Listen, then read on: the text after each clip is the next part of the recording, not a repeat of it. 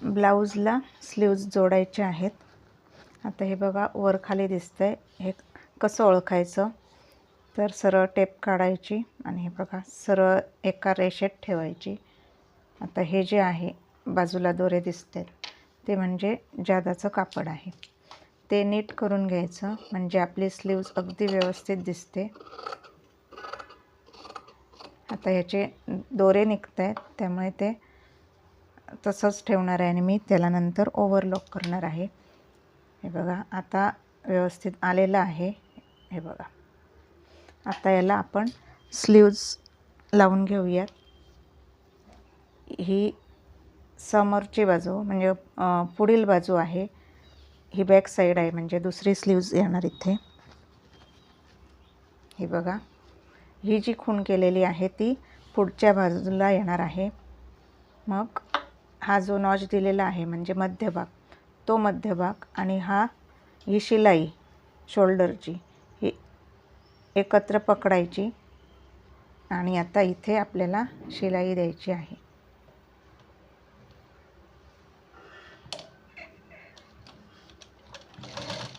मी नेहमी असेच मधूनच स्लीव्ज शिवते म्हणजे परत मापून बघा मग इकडून ह्या कॉर्नरपासून सुरुवात करा अशी करत नाही, तर डायरेक्ट मधूनच हात जोडायला सुरुवात करते.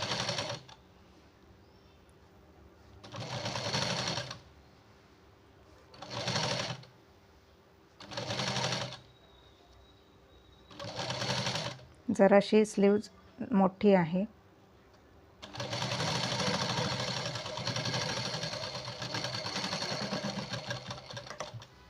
आता याला पलटवूयात.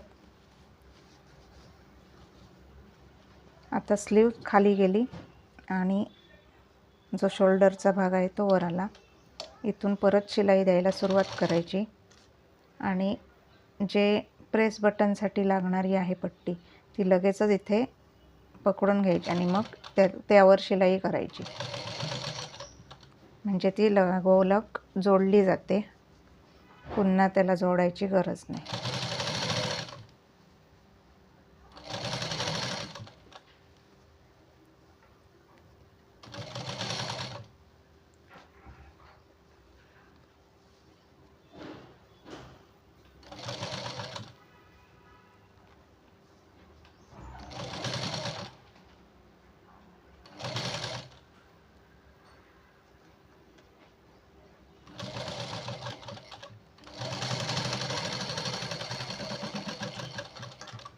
स्लीव आपली जोडून झालेली आहे. पुन्हा एकदा शिलाई करून घेऊया.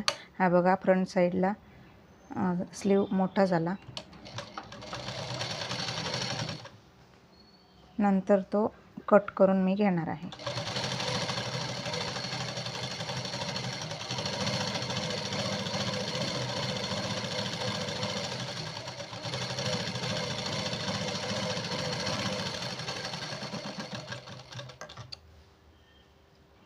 आता याला ओव्हरलॉक करणार त्याआधी हे दोन्ही भाग व्यवस्थित जोडून बघायचे. वर खाली तर होत नाही ना याची खात्री करायची. दोन्ही भाग व्यवस्थित जोडले जात आहेत. हे बघा इथे जर असं वर खाली होतंय मग शिलाई इथे जरा जास्त घ्यावी लागणार. जो भाग जास्त असेल तिथे त्या भागाला आपल्याला शिलाई द्यावी लागणार आहे. हा बघा हा भाग जास्त झाला आहे म्हणजे पुढचा भाग जिथे हा भाग लांब होतो किंवा स्लीव जास्त होते तिथे जर अशी एक सूदभर शिलाई जास्त द्यायची.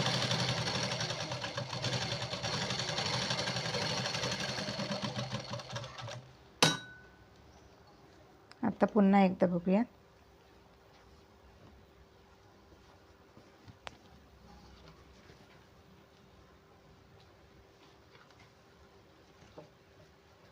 हे बघा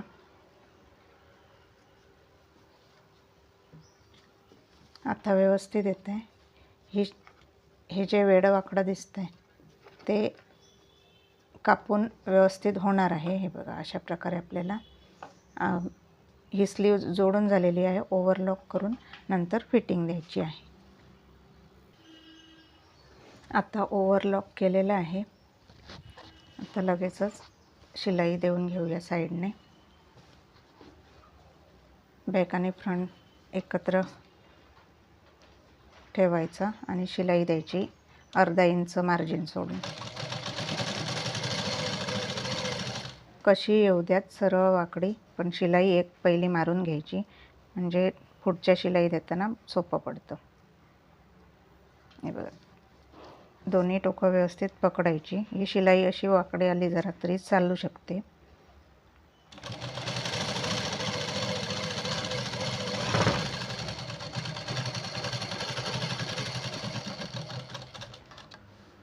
आता हे दोन्ही जे पार्ट आहेत ते फिक्स झालेत. आता ह्याला आपल्याला फिटिंग शिलाई घालणं सोपं होईल.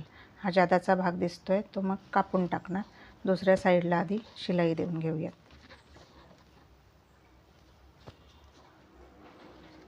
अर्धा इंच मार्जिन सोडायचं, लॉक करायची शिलाई आणि शिलाई देत जायची.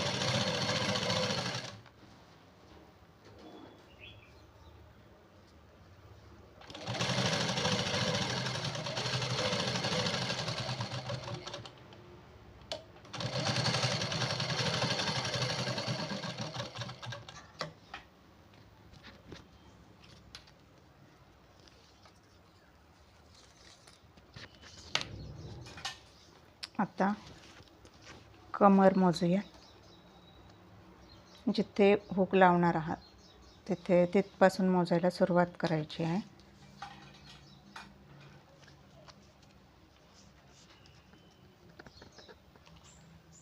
ओढून घ्यायचं ब्लाऊज. 32 इंच आहे.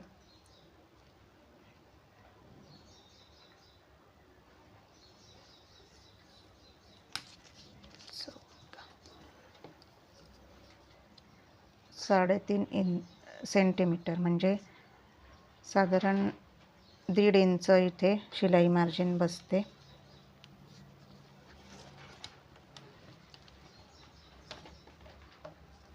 चौदा सेंटीमीटर जादा राहत होतं, म्हणजे साधारण 6 इंच. ही झाली कमरेची फिटिंग. आता छातीची फिटिंग.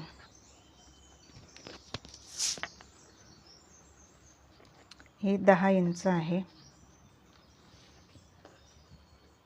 हा कापड ओढायचा असा आणि बघायचं.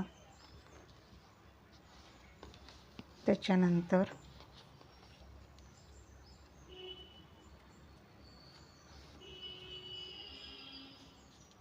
सहा इंचाला 31 सेंटीमीटर म्हणजे 6 इंच. 6 आणि 1 रेषा पुढे आणि इथे दंड घेर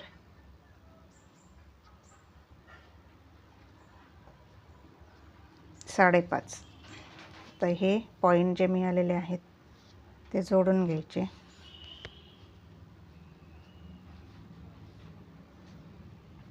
तसेच ह्या साईडला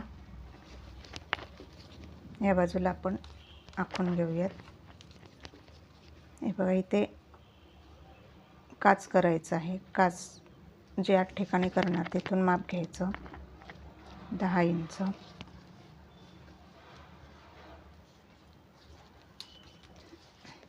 इथे मी दंडगेराला 2 वेळा माप टाकते,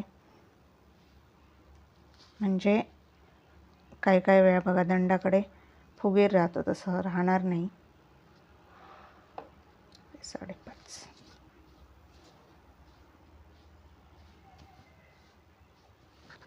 आता शिलाई देऊयात. पुन्हा अर्ध्या इंचाने किंवा पाऊण इंच पुढे शिलाई द्यायची, लॉक करायची आणि 4 फिटिंग शिलाई घालून घ्यायची.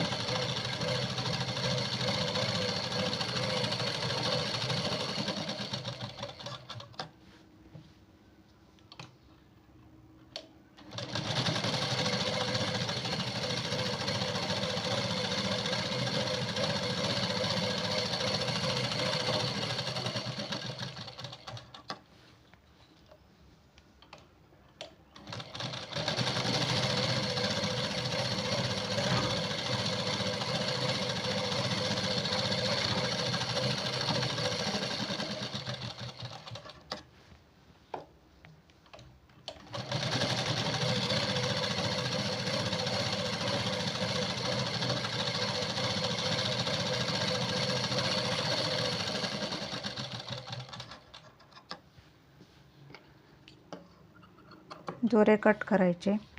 इथे बघा जादा कापड आहे.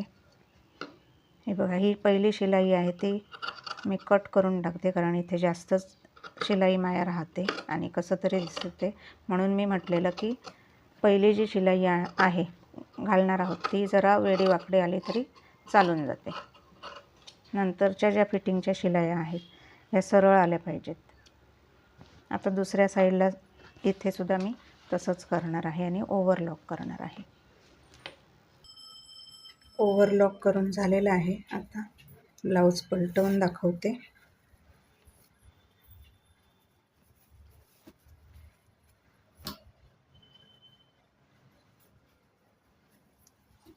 याला हात शिलाई घालायची आहे, म्हणजे कंबरपट्टीला इथे गळ्याला देखील मी इथे कच्ची शिलाई देऊन घेतली मशीनने. प्रेस बटन लावायचे आहेत. हुक लूक सगळंच काम बाकी आहे. अशा प्रकारे आपला हा ब्लाऊज साधा सिंपल तयार झालेला आहे. व्हिडिओ पाहिल्याबद्दल धन्यवाद.